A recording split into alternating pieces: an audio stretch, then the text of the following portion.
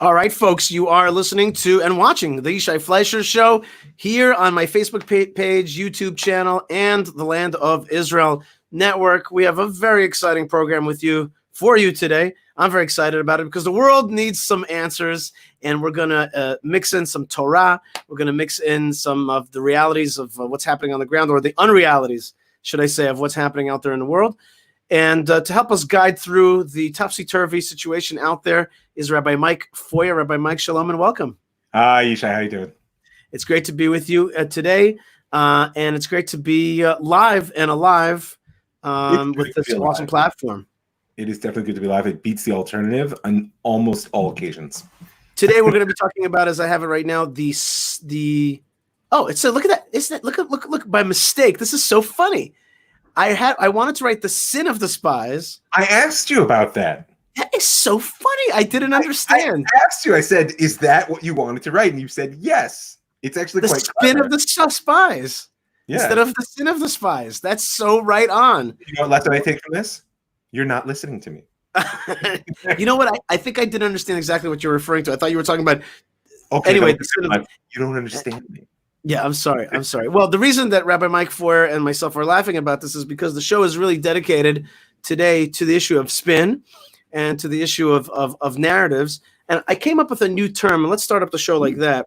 I like it. The other terms have been very useful to me. Yeah, I'm very excited about this particular term I'm about to tell you right now. I wrote on Twitter, and this is done very well on Twitter for me, relatively. I wrote, America is not a racist country. Israel is not an occupier. We must fight the subversion narratives. Subversion narratives. That's the new term that I came up with. There are subversion narratives out there. Oh, yeah. Yeah.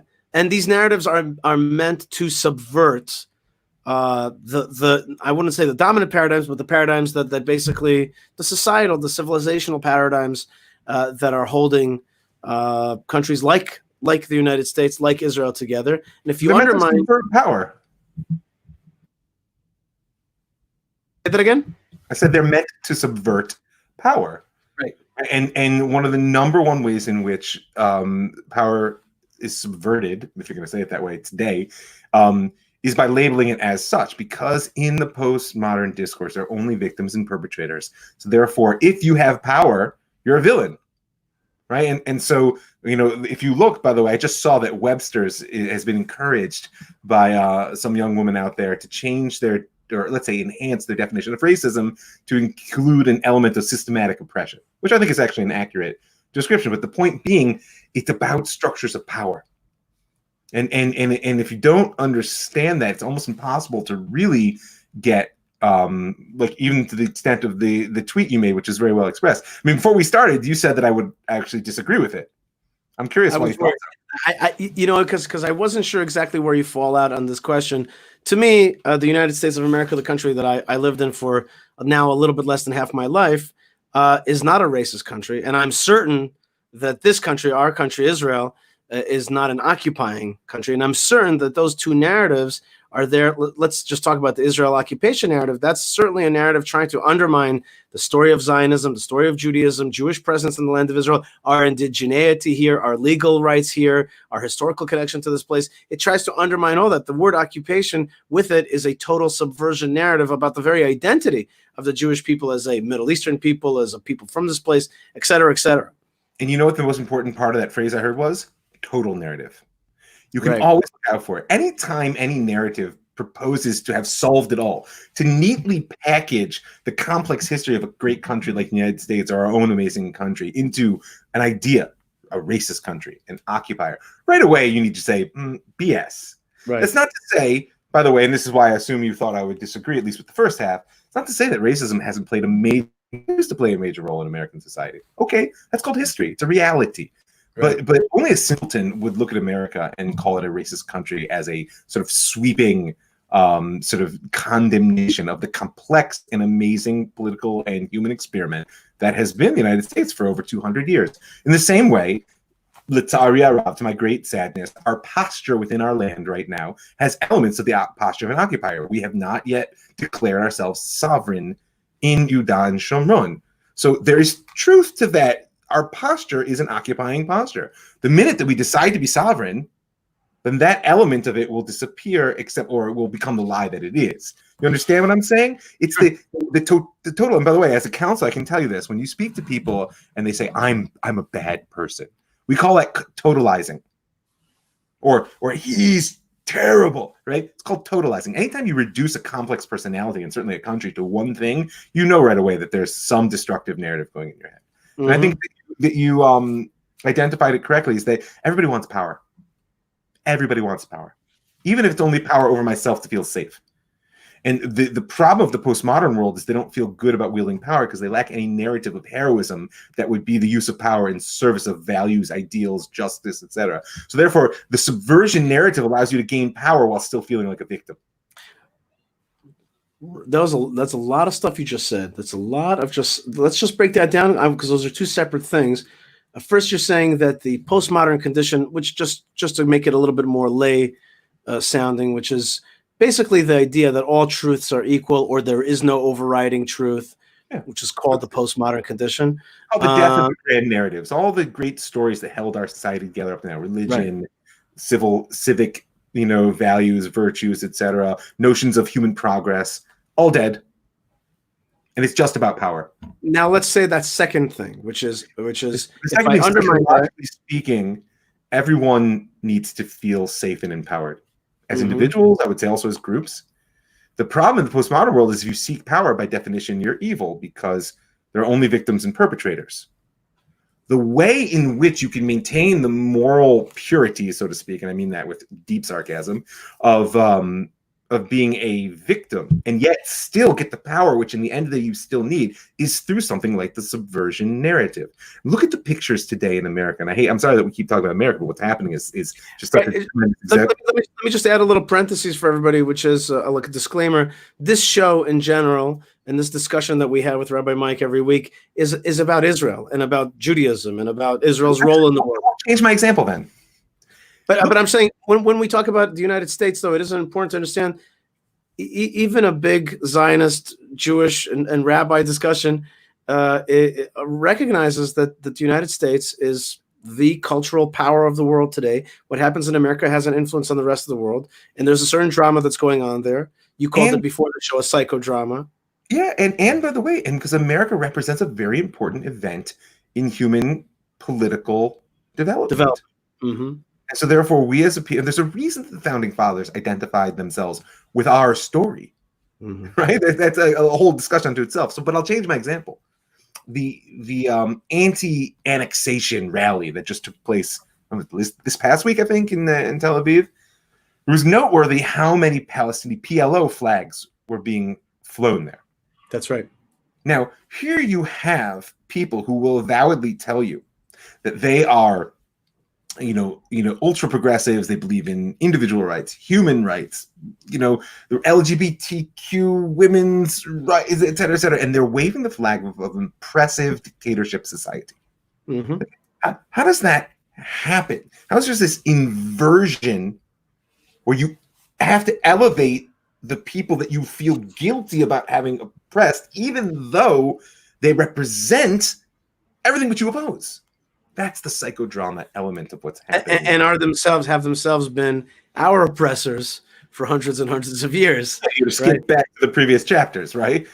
Go back to and where you begin the story, of course, is much of what it will teach you. By the way, there have been a lot of, as usual in these situations, there's been a lot of humor.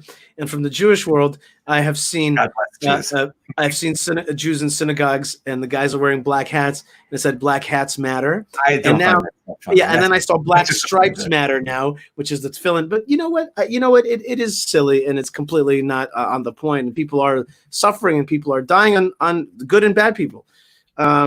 But the Jewish people, we have our own. In a sense, what I think is funny about that is to say, if there was any people that ever had a gripe over others in history, it would be our gripe with a lot of peoples in this world. And you know what? We do hold those grudges. My father was completely unwilling to buy German products, and he was in the chemistry business. Always read about the there's a lot of the Nazi story is there's a lot to it. You could analyze it from a lot of different stories, but he was always analyzing it from the world of IG Farben and the chemical giants that created the Cyclone B and other things that they did. And benefited massively from our slave labor. Right, benefited massively from our slave labor. That's right. And at the same time, though, we're not calling for down with Germany or the destruction of Germany today. We were just calling for the destruction of the Nazi regime. Go ahead. And I'll tell you what it is. This phenomenon that's happening right now, which as a student of history horrifies me, of tear down the monuments. Yeah. I mean, forget the fact that they want to tear down Winston Churchill, one of the great heroes of Western history, who single-handedly rallied his nation to stop the largest monster humanity has ever produced. Like, we're going to go there. Like, and the spray painting on the that he was a racist was racist. The big tweet that went out in the Twitter world was, well, wait till they find out about the other guy. That's funny. Actually, I didn't do that. Yeah, by the way, my point is to say, I don't know. Maybe Churchill was a racist. Maybe they're looking at some of his writings. I mean, I'll assume that the world is not completely populated with morons and evil people. And okay, nevertheless, to reduce him, and this is what's happening in the world right now. This is the simplification in order to feed the polarization to give very particular people power. Or the pulling down of these monuments. You know why the Jews don't do that? If we were going to pull down the monuments and destroy the symbols of every society that oppressed us, basically all that would be left would be Australia. I mean, even there, I'm sure we'd find something, like some gripe with them. The Arch of Titus, I just saw this, somebody tweeted it out. Like, the Arch of Titus has been standing for almost 2,000 years. It shows our people being carried away into captivity with the most precious religious items that we own. It is a tourist destination. People flock to see the glories of Rome. Are we calling for it to be destroyed? No. You know why? Because that type of erasure culture, we understand as a people, leads to misery. It leads to victimhood. It leads to self-repression. We're a people of memory. Right. I'm going to remember Rome. And I'm going to put them into my narrative and understanding how I have risen out of the ashes of their failure. This is something that the rest of the world needs to take to heart. If you think you're going to make yourself feel better by erasing the symbols of your past pain, go talk to a therapist about it. You got to work through those things. You can't just get rid of them. But there are times here it's interesting. Like I think here there's a confusion. I think that, for example, you got a Churchill who actually saved the world from a horrific racism, a horrific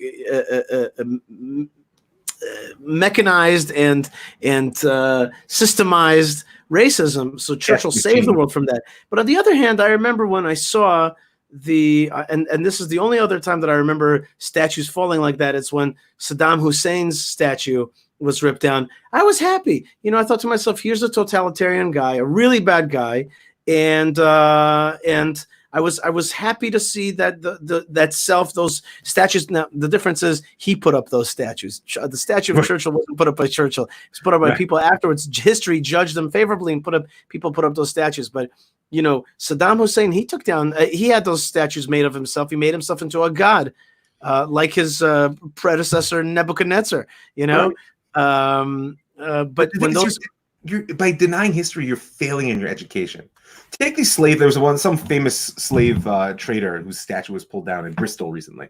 Like, I think there doesn't need to be a statue of a slave trader being glorified.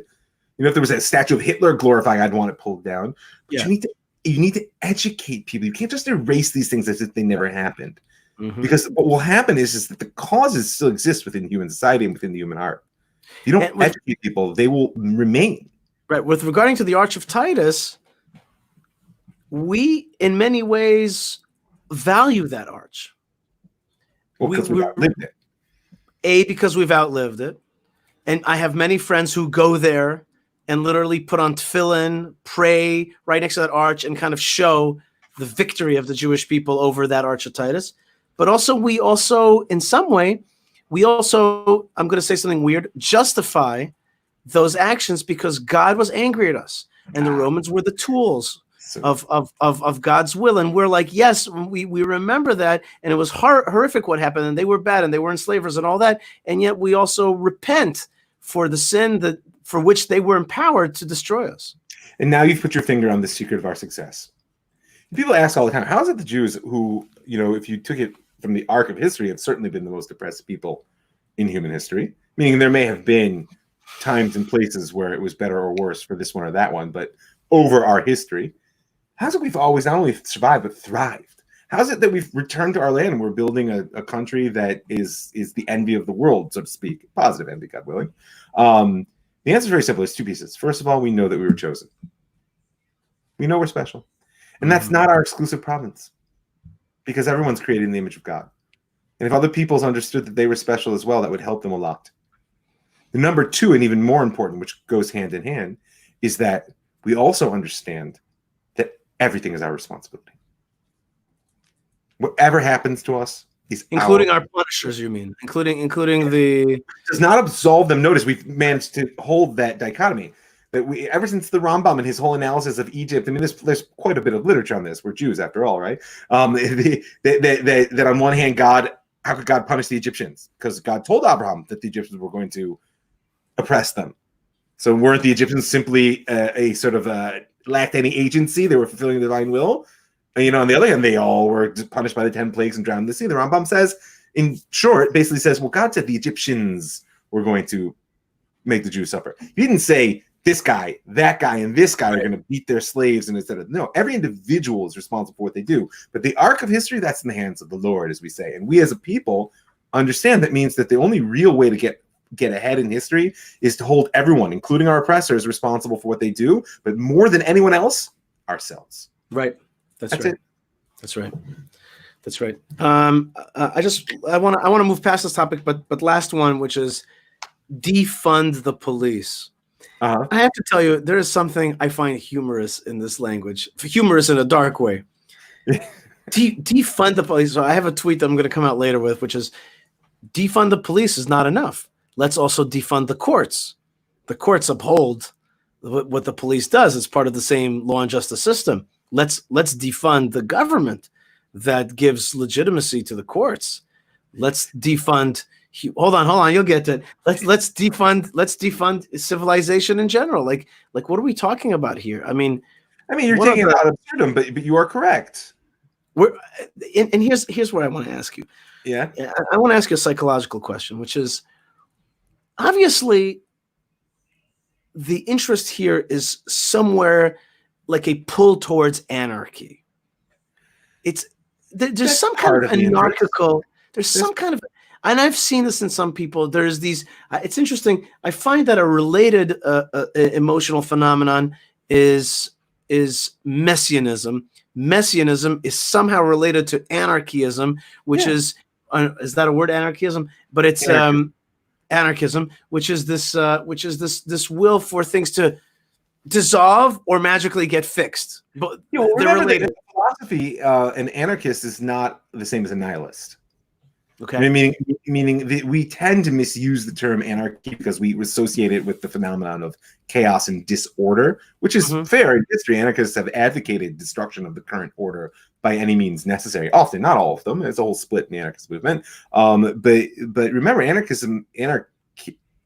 anarchist perspective is a utopian idealist perspective, which is why you sense link to messianism. Well, I can make an argument. I won't do it now, but the Torah has an anarchist ideal. Everyone under their own vine and under their own fig tree, right? The Torah expects every individual to fulfill their obligations to God and society, and government exists ad hoc insofar as there are elements of the world which the individual cannot do on their own. But it doesn't exist a priori as a means for reducing the freedom of the individual. Now, the Torah has many political visions, but that's one I could pull out for you. I would say the how I've learned it from other great rabbis actually is that the Torah can exist or knows how to exist in various political modalities. It can exist in in a time where what's that? Does it have a vision? It has a vision for a moral society that can exist in various economic or political realities. It could play. It could fit itself into various things. But ultimately, the Torah expects human moral and psychic evolution, moral and spiritual evolution, and that's what an anarchist is expecting as well as the messiness, that humanity will learn to take care of itself. But the difference, what to me is anarchy, is maybe what you said before, chaos, and another word which I like a lot, which is entropy.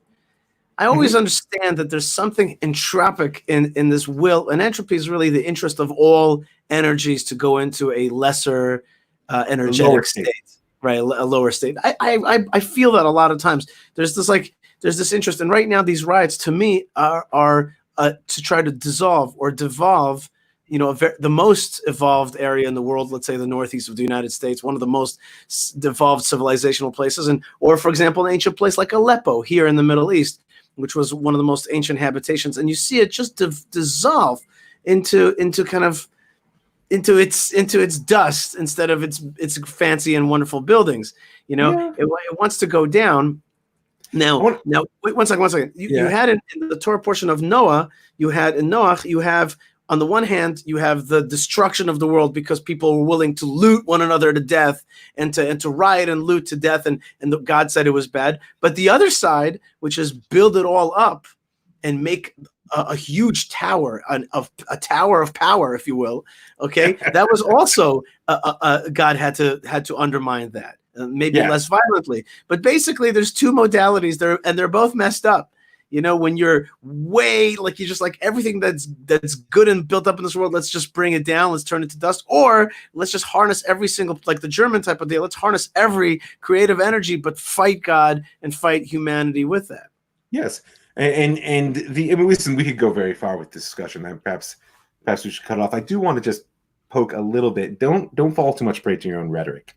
The defund the police slogan that's out there is a catchy slogan.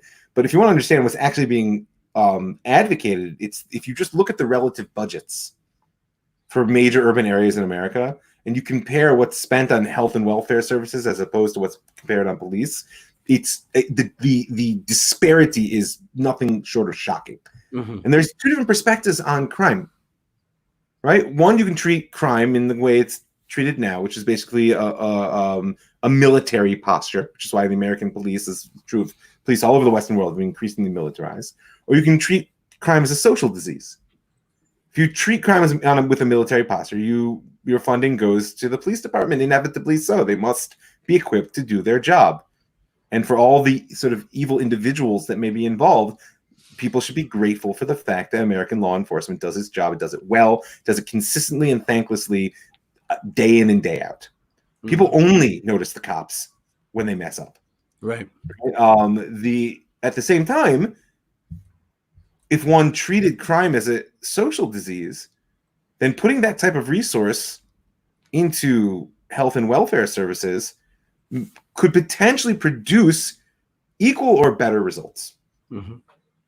It's not a call to get rid of the police, except for the morons out there that are sloganeering. And I encourage you not to give them any more airtime than they're already getting.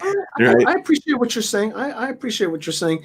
It is important to remember that the United States has a very high level of incarceration, and by the way, it has a disproportionate racial representation, what they call mass incarceration of young black men. I participate in the justice system. It's a reality. Yeah, it's a reality which has its roots in many, many things. Nobody's hands are clean. To call America a racist society is just, like I said, it's disgustingly simplistic. But to say there's not a problem of racism in America is also to ignore a reality. I wish if I could give a session for the United States of America right now and sit Lady Liberty down, I would just say, if you would just be a little bit more grateful. A little bit more grateful for such a blessings that you have. There's such a lack of gratitude right now, such a lack of, if they would just have a national day of prayer. By the way, I saw, I was reading Lincoln speeches, and there was a Lincoln a letter basically calling for a national day of prayer over some issue. And I would just say, America, calm down, take a deep breath, love each other a little bit more, be thankful for your blessings, and try to find some purpose. I think if America would be like, guys, okay, we've been blessed. We're starting to flip out because we have no purpose. Let's have a purpose. So let's help Mexico. I don't know what. Let's fix the inner city problem, but like really, like really, really, really work at it. Like really, really, like let's go nuts and like make the situation in these places like really better. Like concerted effort. Like let's go nuts. Let's not manage the situation. Let's go nuts at it. Like let's let Apple and Google go nuts and figure out how to help the inner city of, let's say, Chicago or Detroit. If you want an idea which packages all those elements of gratitude and kindness to one another and a common purpose and the reintroduction of public ritual, it's called civic culture. And civic culture in America has broken down. And by the way, we here in Israel need to take to heart the fact that civic culture needs to be cultivated, needs to be encouraged. Right, one of the most important elements. By civic culture, do you mean how a bill becomes a law that you put on the back of the cereal box? What do you mean by that? It's a culture which starts in education. It also has to be put into action. Politics and common purpose are an element, but it boils down to a emotional, ideological, and action-oriented stance toward being part of the same society. Even the elements which I disagree, etc., and that's civic. Rabbi Mike, my best friends in the world, including yourself, the reason I've recognized that I am very fortunate to have what, in my opinion, are excellent friends, is that we're on the same mission. Yes. I almost don't have any friends that are not on the same mission one way or another. Because it's hard to go deep with people that aren't on the same track. Right. But that's one way of saying it. But another way of saying it is when you have a joint mission, you have camaraderie, and there's got to be a mission. There's got to be a mission. And it was Prime Minister Netanyahu's economist, Eugene something. He brought me into. I was in his office, in the Prime Minister's office.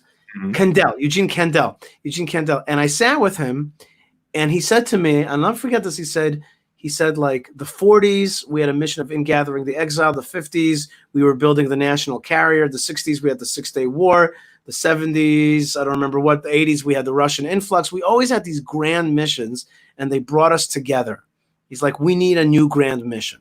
That's what he said to me without an answer. He didn't have an answer, but that was just, I was like, that is a good, I think America has no grand mission. Buying the next Samsung flat screen is not a grand mission. No, and without that mission, and I put out a podcast on this last week, got some heat on it. Without that mission, you're not able to actually work with the bill that comes due in history. It's always important to remember that history, every society is built on justice, injustice, good decisions, bad decisions, fortune, misfortune. That's just the way it is.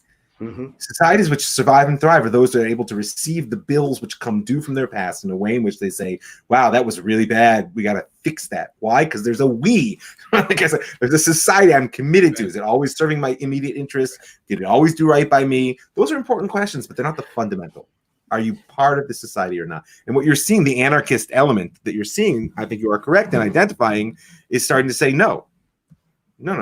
Right. And here, I don't know if you're on the same page as this. I think a lot of people and a lot of listeners to my show also feel that there are interested parties who want to be catalysts of anarchy, breakdown, violence.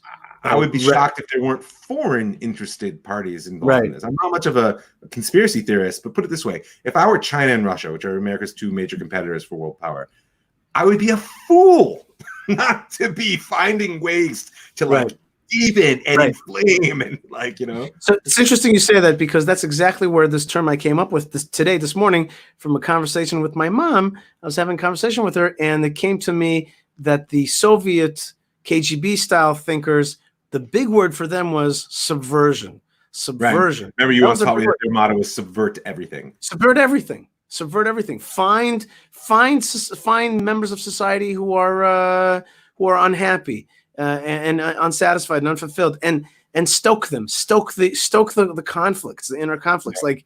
So I'm like, this is a subversion narrative that's happening right now. Yes. All right. All right. So you mentioned your show, which is called Jewish Story, and it's found here at jewishstory.co. I put it up here, and everybody should definitely check it out. And also your counseling work. People can reach you at facebook.com/Rav Mike, and also ravmike@gmail.com. Rav Mike Feuer. Rabbi Feuer, but they can also on the Jewish story there. They'll see contact. Very good. Okay. Now, as we started the show, the Torah topic that we want to talk about is this week's Torah portion, book of Numbers, book of In the Desert, Bamidbar. And we have a very, very famous story. I would say it's the seminal story of the times that we're living in, and it's called the Sin of the Spies.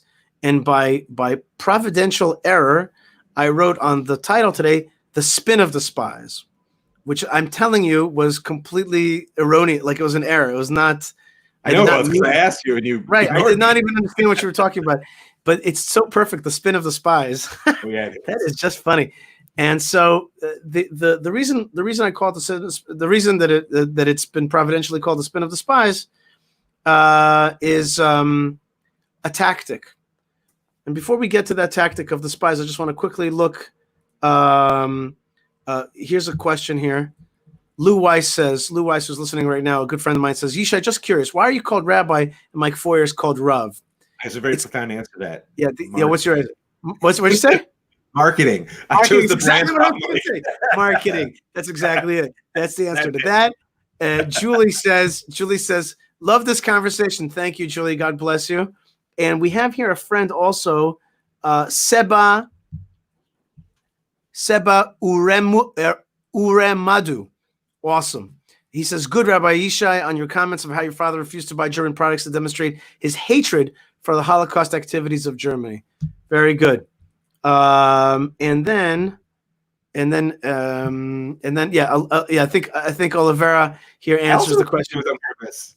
That's right. Oh, there you go. Yeah, it was not on purpose. Yeah, it was not on purpose. It was funny. Okay, so we have a lot of people who are joining us from all over the world. Thank you very much. So here we go. Sin of the Spies. Let's talk about it. So we have here one of the great stories, and the story is basically that at the edge. Let me just set it up a little bit. You know, I like to think of the story of the Exodus as three stations, maybe even four. There's the Exodus. That's station number one. We leave Egypt behind. Bye-bye. Then there is actually the splitting of the Red Sea as its own drama. It's its own story. It's when God is showing himself in full, his full power. And also the nation, they go into the sea as individuals that are gathered, and they come out a nation. Yeah. That's the birth canal of the splitting of the Red Sea. And then, okay, we're a nation. We are reborn as a people. We are one. We're not just a bunch of slaves. We are a Jewish people now. We are Am Yisrael. We're not no longer a collection of Hebrews. We are Israelites. We're children of Israel. And now we're marching to the middle of the Sinai Desert to receive the Torah at Mount Sinai. Now that we're a nation, we also have a national mission. And that national mission has to be explained. It has to be brought down. And that's through this incredibly complex and full and demanding and beautiful and deep. It's called the Torah, which is God's word written down and told to us with his laws, with his narratives, and basically the tale of the Jewish people in this thing called the Torah. Okay, so you came out of slavery. You went through the Red Sea, you became a nation. You got the Torah. Stage three or four, however you want to count it, we're heading to the Holy Land. Right? Right. We've been trained. The basketball team's been trained. Now let's get on the court. Right? Let's play. Let's play, baby. Put me in, coach. Put me in, coach. Right? Yeah. And that's what happens when you go to the land of Israel. That's where the Torah and the nation play out their role. Absolutely. At the edge of the land of Israel, the Jewish people are about to go in. They say, Moses, let's send in spies. Let's do this to... Huh? It's a balk. It's a balk. It's a balk, right? Baseball, Yeah, it's a balk. It's a baseball balk. We were talking basketball before, but okay. But that's fine. We can switch over to baseball. It's a balk. I'm not sure. Maybe I'm not sure how to conquer it. The good way of spinning that narrative is they wanted to understand how to militarily conquer the land.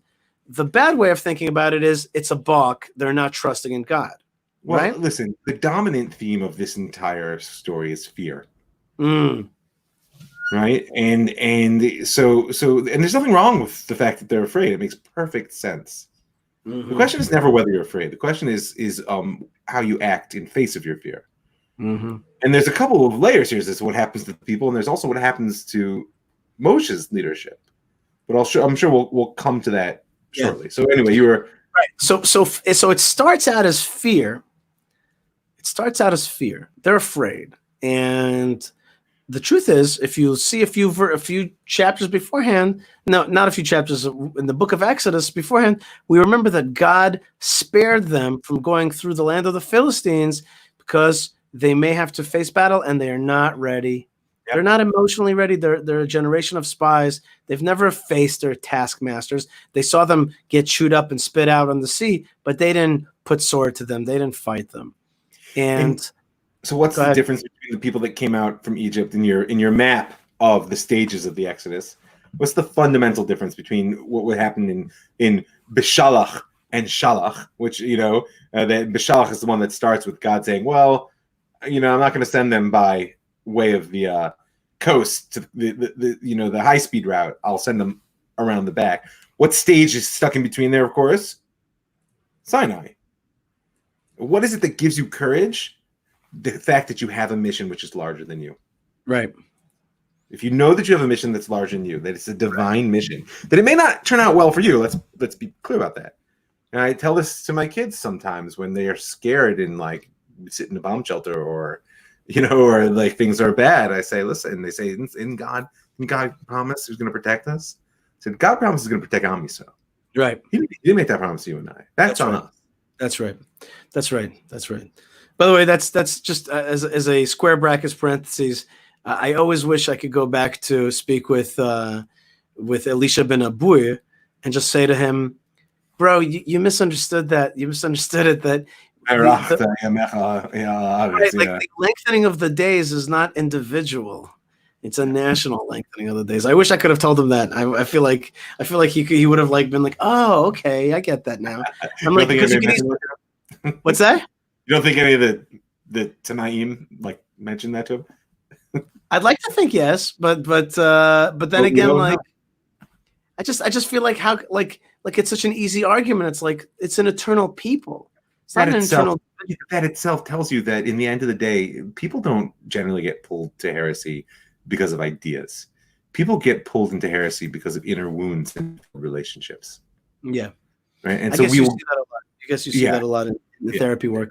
But you know what? Okay, so let's get back on track here. Yeah. Being afraid is okay. It's cool. It's all right to be afraid in this situation. Yes, but there's a difference between having fear and broadcasting fear, especially broadcasting fear on purpose, as in projecting power, stoking fear to gain power. Right. Okay. But just in general, let's just talk about fear as a. You're not supposed to broadcast fear. You're not supposed to broadcast fear. You're not supposed to send out fear. I mean, you can warn people if there's a danger, ahead of you is a pothole. Be careful. But that's not fear. That's caution. That's something else. But what happened was let's just go through it. What happened is that the spies get sent in. They tour. That's an interesting word because that's also the Hebrew word for it. They tour, laturat haaretz. They walk the land. They tour the land for 40 days. Can we pause 1 second on that term? Because, of course, there are parsha, that idea of laturat haaretz comes back at the end of the parsha with the famous paragraph of tzitzit, right? And that we say, lo tatu acharei lovchem acharei nechem, that you shouldn't go astray after your eyes and your heart. Because in the end of the day, a tourist is a person, as opposed to someone who actually lives in a place. A tourist is someone who brings their reality with them and sees the place where they are through their own lens, as opposed to someone who lives there who just strives to be where they are. And so the spies brought their fear with them. Right. They saw it through the eyes of their fear. That's right. And so in many ways, they never saw the land. That's why Caleb and Yoshua had a fundamentally different experience than them. Right. So you had 12 spies altogether. Then you had 2 who saw it one way and 10 who saw it a different way.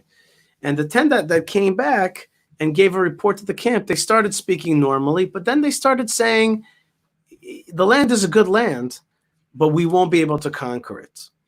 And the Medrash takes it another level, is that they would walk into tents and fainting.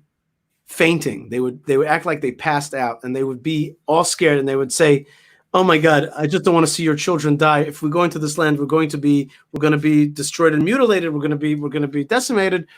And so I'm so afraid for you. And they went in and they actually, the term is and that term, by the way, appears I think twice. Once in the Psalms talking about this, and also once in the book of Deuteronomy, Devarim, talking about this. They melted the hearts. Yeah, melting the hearts. This melting the heart came through the narrative or the spin. That's the spin of the spies. They spun it that it's scary. Well, what's the famous picture of the spies? Carrying the fruits. Carrying the fruit. Moshe told them, bring back the fruits. Right. It's always disturbing to me that that's the image of the Israeli tourism ministry, but I mean, it makes perfect sense why it is, but like the deeper level of it, I'm never comfortable with it. But why did they bring them back?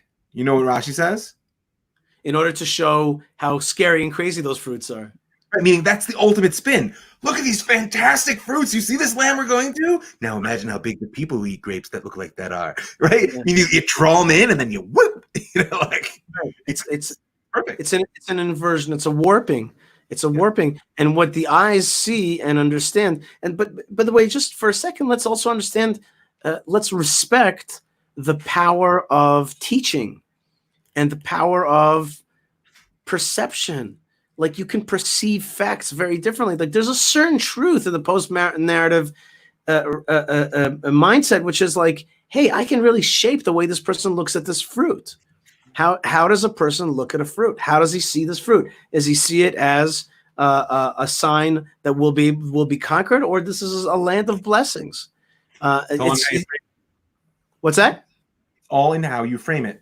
It's all in how you frame it and how the other person sees it. And we see the power of that. That's by the way the power of Goebbels in the Nazi effort. Goebbels was a genius, and he understood that it's not gonna be enough to just gas people and kill them. You really got to create a whole society that's going to follow you, that's going to get excited by a vision. He was a great unifier of a vision, an atrocious, horrific vision. Yeah, but he knew what he was doing. He created a narrative, you know what I mean? That people, and he drew, by the way, upon something that was deep inside the German psyche. So too, the spies understood that the people were in a fearful place, and that you could easily harp on that and make them. There's one line that I think is the most illuminating psychological statement in the entire parsha. I'm looking at the 13th chapter, line 33. Right now, you have to remember that everyone, both speaking and being spoken to, has a direct experience of slavery. Mm-hmm. Has the direct experience of that power is that which holds the whip hand. Now they've also been at Sinai now, so like things have been loosened, and they saw God destroy the Egyptians. But you don't shake off 210 years of slavery in the space of a few months or even a few years. Oh, so they say right there we saw the Nephilim, Bnei Anak min Nephilim, giants, the sons of giants. Here it is. V'nahib einenu kechagavim. Right. We were in our own eyes like grasshoppers or locusts. V'chein hainu b'eineihem. And so too we were in their eyes. The depth of psychological understanding this. I mean, as soon as they saw themselves as small, they understood that they were small in the eyes of their enemies. And they lost any hope that they would have the power, the worth, the whatever fortitude you want. And they infected. I mean, fear is infectious. That's what it is. That's what it is. Fear is infected. You see it in the whole COVID thing. I mean, like you see. Unfortunately, the Israeli media. I don't know how your experience of it is, but they're like obsessed right now with how many infections. How many infections? Yeah, I'm not so into it, but I know what you mean exactly. Fear is actually the most subversive of all narratives, and it's also very catching. It's very, very catching. Fear is a bottom line. You can make a person afraid. You can control them. Right. Mm-hmm. Mm-hmm. That's right. Make a person afraid you can control them. Because the next move, by the way, is Nitnu Rosh Lachzor Mitzrayim. Like, let's get a new leader. And notice how it turns on Moshe right away. Right. Right. And that's where there's also a whole commentary within this parsha on Moshe's model of leadership. Because don't forget, if you look at the beginning of the book of Devarim, when Moshe retells this story, he says it's because of the sin of the spies that he doesn't go into Egypt. into Israel, to the land of Israel. Sorry, into Israel. Right. That's right. Because for the first time ever, right? How's it play out? The people come to Moshe. We want to send spies. What's Moshe do? What's Moshe always do when people want something? Saw it just a couple weeks ago. Moshe, what are we supposed to do? We're here with the dead. Ask God. For the first and only time, God's answer to Moshe is, I don't know, Moshe. What are you going to do? You think it's right? And Moshe is unable to speak to their fear. He's unable to do it because Moshe was on Sinai. If there's anything Moshe does not understand, it's fear of flesh and blood. Not only that, he doesn't just he was on Sinai. Remember Moshe from the beginning? Hey, you can't strike that Jew. I don't care that I'm completely throwing off the entire system within which I was raised. No, but I would say also that he was not so good at stepping up to them. To push back on them. He's not so good at pushback against the Jews. Remember with the second, you gave the first story. The second story, the second people, once they out him, he doesn't say, hey, shut up, I'm trying to save you here. He just runs away. He doesn't know how to stand up to Jews. And that's one of the tougher things. That's one of the tougher things to stand up to Jews. Okay. Yeah, well, yeah. You can ask on his leadership. It's tough. It's really tough. And he wasn't able to do that. And it was Kalev ben Yefuneh who spoke out against the other spies. By the way, democratically speaking, they were in the minority, but they happened to be right. And so Caleb and Joshua speak out against the other 10 spies. And very famously, they say Caleb ben Yefuneh has this tiny monologue. He's got a few monologues in the Bible. And he says, this is a good one, though. It's a good one. He goes, Alon ale ki yachol nuchala. Okay, let me find out. Where's that verse? He says,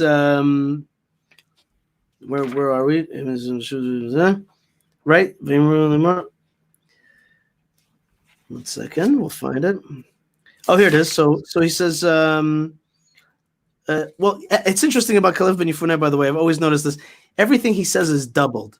He says the land which we walked in it. 1 second. Oh, here it is. Okay. Vayas Caleb el-Am. This is chapter 13, verses 30. He shushed these folks, and he turned everybody towards Moshe, and he said, no, alon na'aleh v'yarashnu ota. Let us go up and inherit it. Ki yachol nuchala. For we will indeed be able to capture it, defeat it. We will be able to deal with it. Can you do it? We can do it. By the way, everything he says is doubled. Alon na'aleh. Let us go up. Ki yachol nuchala. For we will indeed be able to do it. And then later on, he says, Tovar's me'od me'od. And then he says, listen to this. This is one of my favorite lines. Im chafetz banu Hashem. If indeed Hashem likes us, he loves us, he's with us. V'yivi otanu el ha'eretz hazot. And he'll bring us to this land.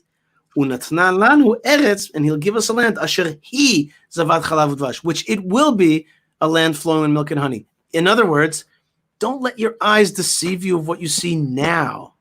Now is not everything.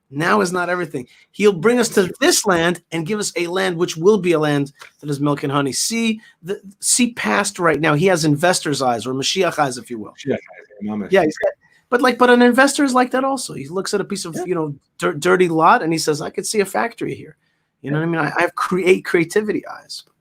But they, on the other hand, are going to work, the other spies are going to work exact opposite way. Instead of trying to excite people and turn them on, they're going to try to turn them off and sow fear. One of the narratives that the Palestinian narrative focuses on here in Israel is actually the fear narrative.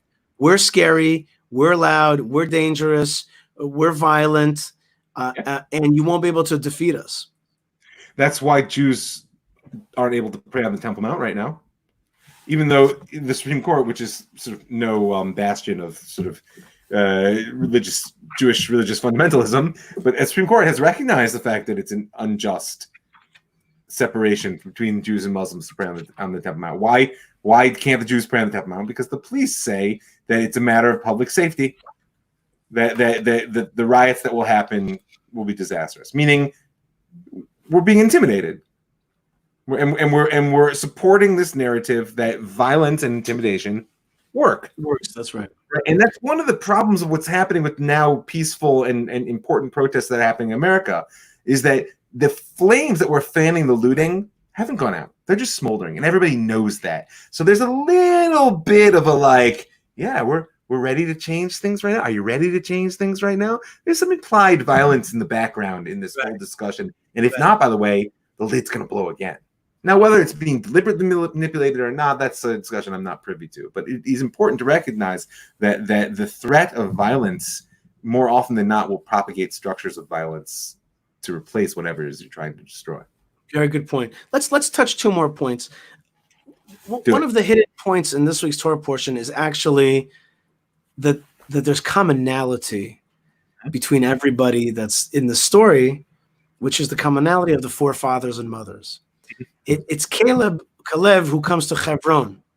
He comes to Hebron, and Hebron is really a synonym or not synonym. What I want to like something that stands for something else. A symbol. It's a symbol. Okay, whatever. It's a symbol for the forefathers and mothers. He comes to them. The Zohar, by the way, says it wasn't him that came.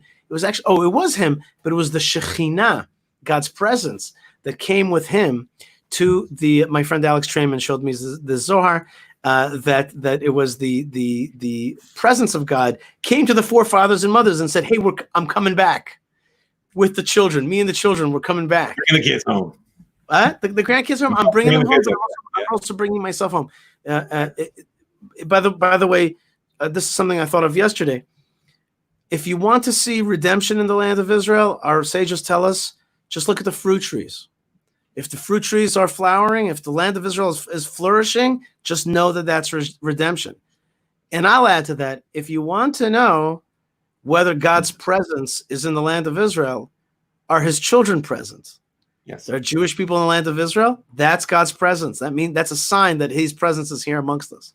I mean, listen, one of the definitions of Shekhinah is the collective consciousness of Klal Yisrael.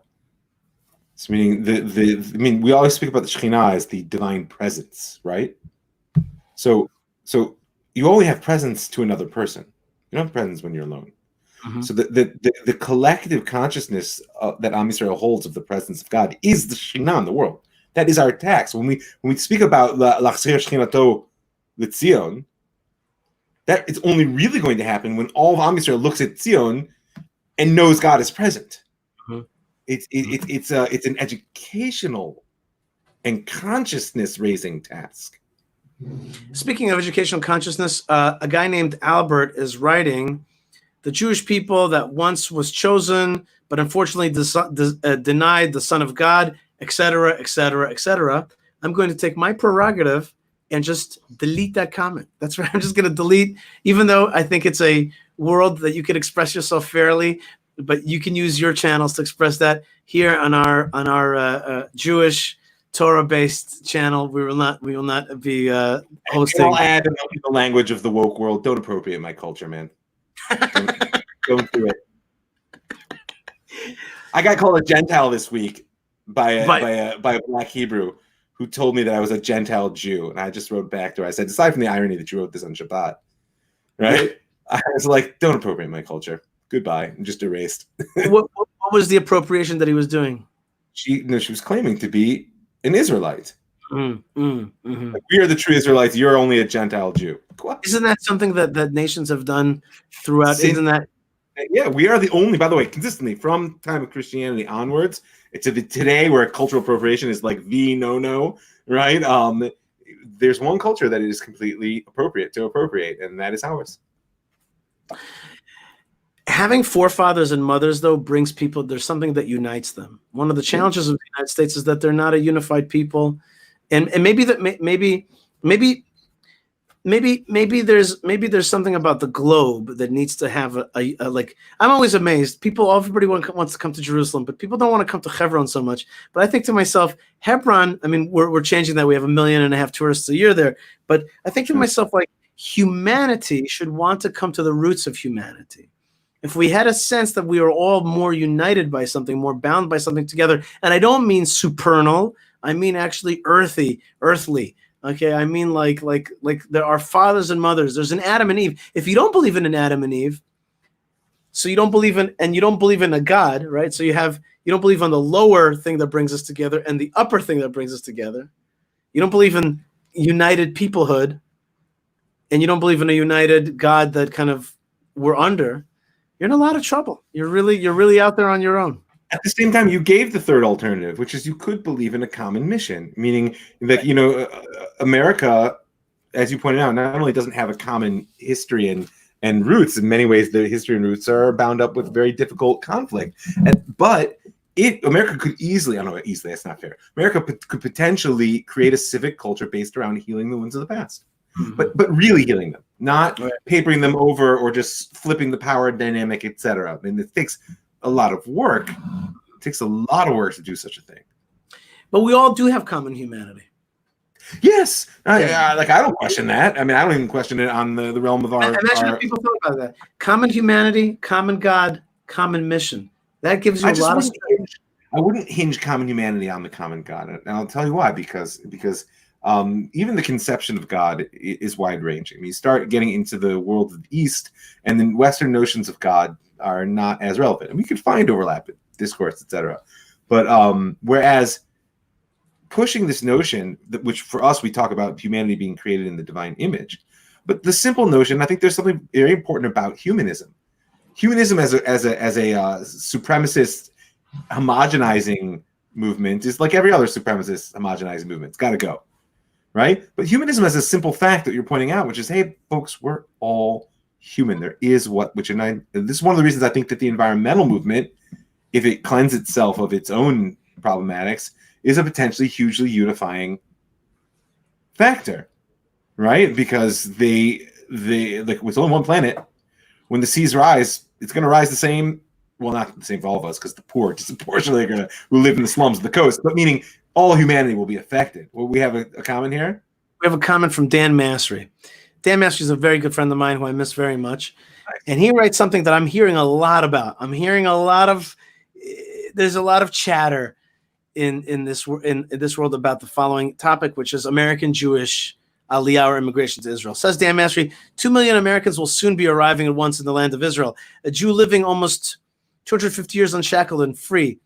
As exile descends within a cultural revolution, the Hebrew nation is in ascension. Okay, let's break it down to I think an easier language, which is like right now there's a moment that American Jewry for the first time feels less safe than Israeli Jewry. There has been real anti-Semitism, real anti-Semitism has shown it reared its ugly head. And I don't imagine it's going to diminish anytime soon. Wow, I can't believe I like lived to the day to see real American anti-Semitism flourish. There's a thing here, like I'm all for American Jewry coming home, all for it. I once told one of my more liberal students who claimed that I was only interested in people who think like me. I said, you know what? That's not true. Give me all the progressives, all the liberals. Give me 1 million progressive American liberal Jews. You can leave all the right-wing religious there because they'll more likely be fine, but I just come home. Thing is, just don't think what you're doing is running to safe free base. Like we're getting out while we can and jumping, because there's a tremendous amount of work to be done here, and it ain't easy. Right. Come because you believe it's where you want to be, and not because you feel like you're running away from where you don't. And when they do come, we will have to deal with the garbage that they bring. I really believe that. When you have Russian Jewish Aliyah, so what do you have? You have with it questions of status. But you have with a lot of advantages. They bring their chess, and they bring their high tech, and they bring their culture, and their Olympic sportsmen. They push our country into the 21st century. Right, but they also bring with it, pork and prostitution and alcoholism and other things that are more common in the Russian Jewish diaspora. And American Jews, they'll bring with them their can-do attitude and a lot of good American stuff, and they'll bring with it gay rabbis and more of the reform movement and all kinds of stuff like that. That, like, let's put it this way, the Russian Jewish part of me is like, where is that coming from? What is that about? I'm enough of an American the stuff doesn't make me flinch. Right, because that's exactly it. You don't choose.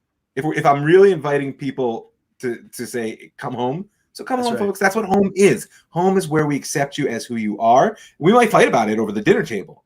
Right. But we're still going to feed you and clean up, and the door is always open. All right.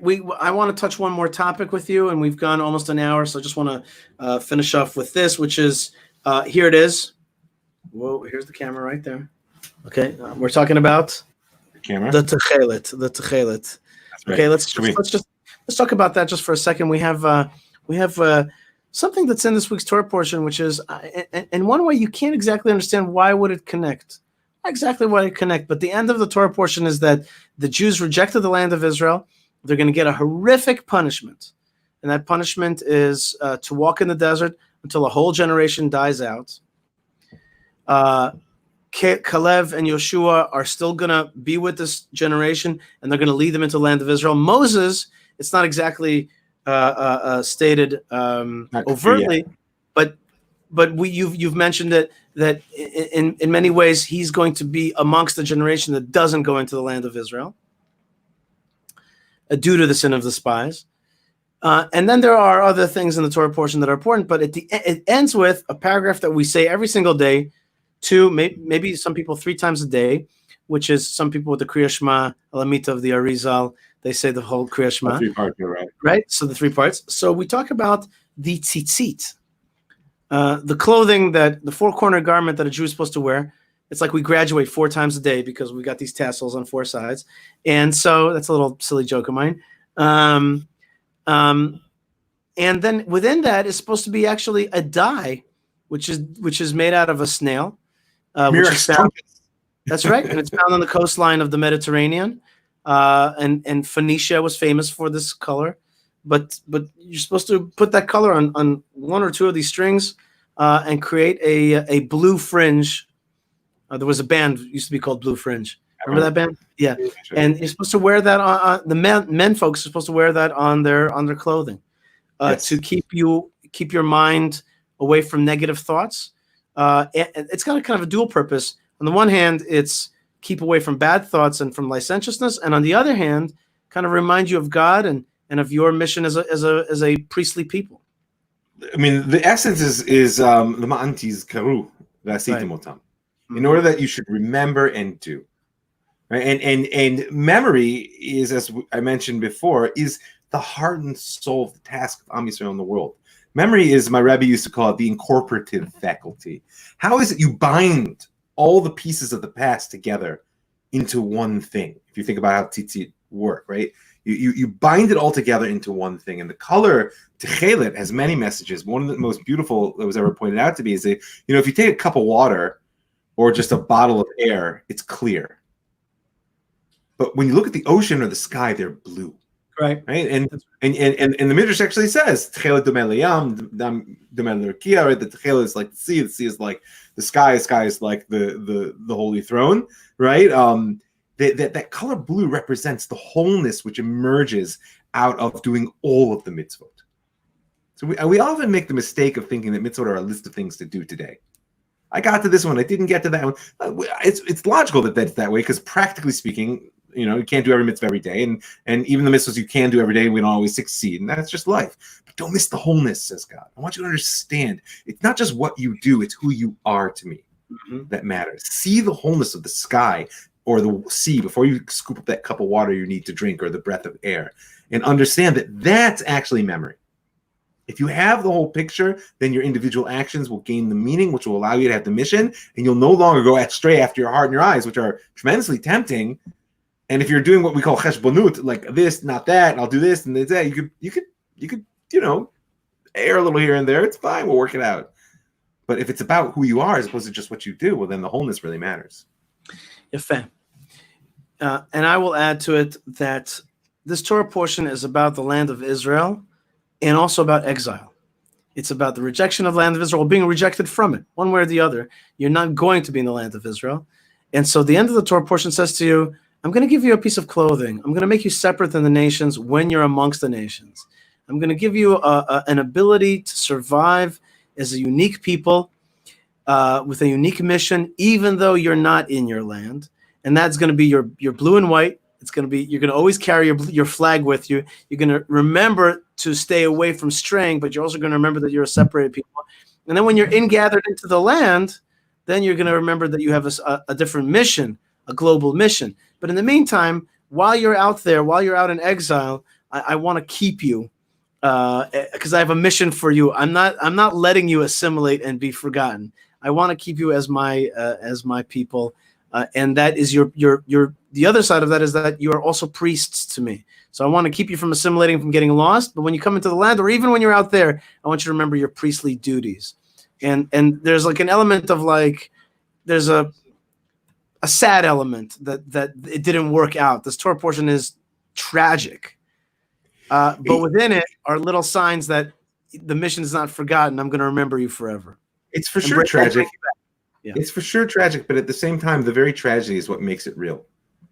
Meaning the ideal notion that we have that one day we'll liberate ourselves from what's holding us back, we'll find our sense of purpose and just sort of march in an uninterrupted fashion toward fulfillment is just like that. It's idealized. But you know, the old saying, it's a long walk into the woods, it's a long walk out. That 210 years of slavery and all the challenges that we faced and who we became aren't going to disappear overnight, right? And in the same way, people need to take that to heart today in our current return. Is there a lot of people who have a sense of achzava, of disappointment in the states that what it's supposed to be and my dream, etc. And by the way, there in response, there's a lot of the messianic now, peace now, Mashiach now. Why? Because people they fail to understand that we are in a long process. 2,000 years of exile could take 2,000 years of building to really return us to our glory. It could be. Am hanetzach lo yifached midech aruka. Right? The eternal people aren't afraid of the long haul. That's right.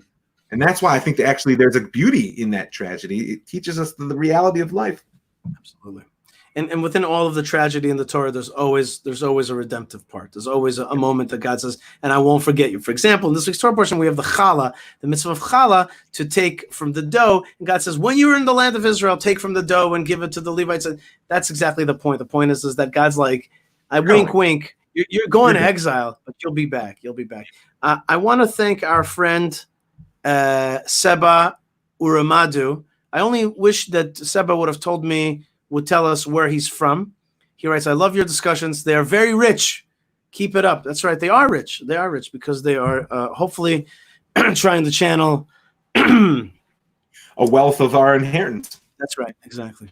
The great channel of blessings from above. Rabbi Mike Feuer, I want to thank you so much for joining me. I want to remind everybody that we've been learning, I forgot to put this one up, the Torah portion of Parshat Shlach, or Shlach Lecha.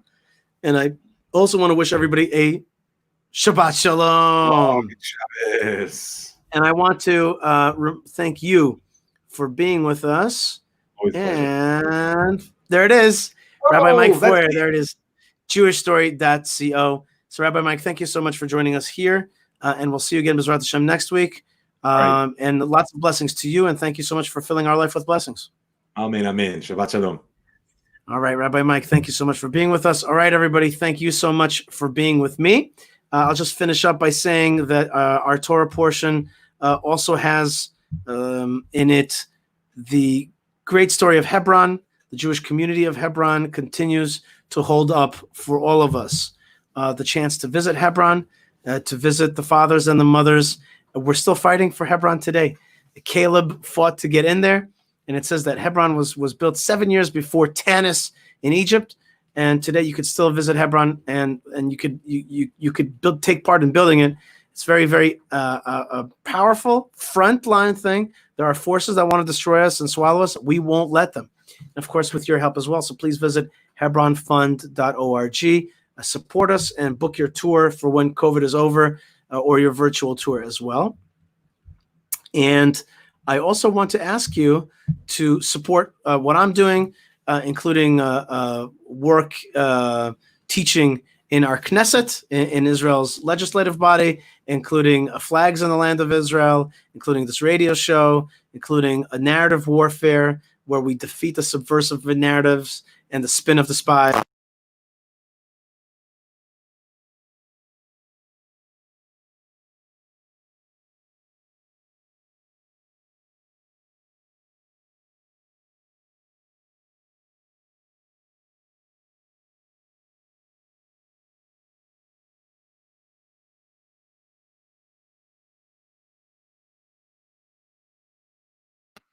Yeah.